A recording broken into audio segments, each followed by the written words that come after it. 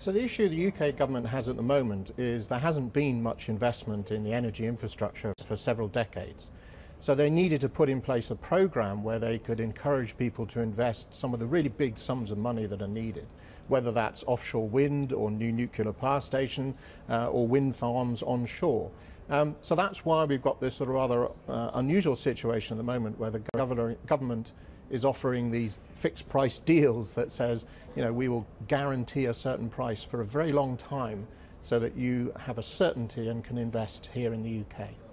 I remember a number of years ago, there was speculation about China taking stakes in mobile operators globally, US, Europe, and the comeback was, no, we can't have that for security reasons.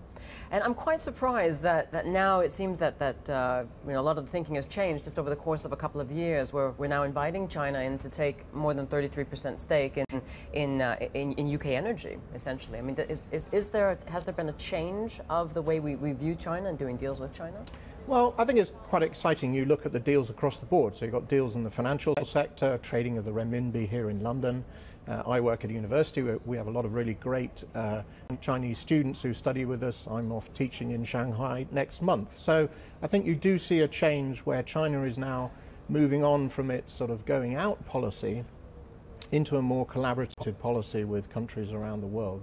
So I think there's a change on both sides, a change in the UK, and there are, you know, security risks which people are debating at the moment.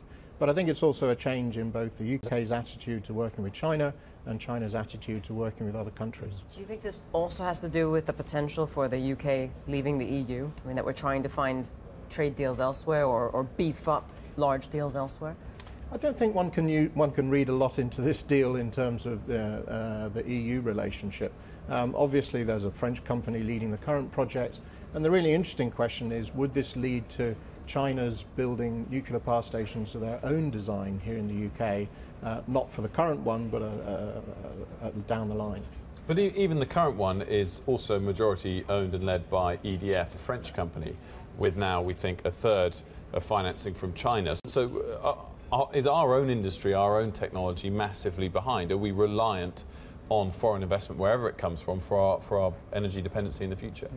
Well, I think that's the debate. So the Financial Times, you know, the UK's sort of economics and business journal, said just a month ago that, you know, this is a big expensive deal, and asked for a more transparent look at the deal. Because, you know, there are alternatives. There's developing distributed energy here in the UK. There are other renewable and low carbon sources of energy. So, you know, there is a debate which is, you know, is this the best deal? It commits the UK customers for paying a high sum for a long time.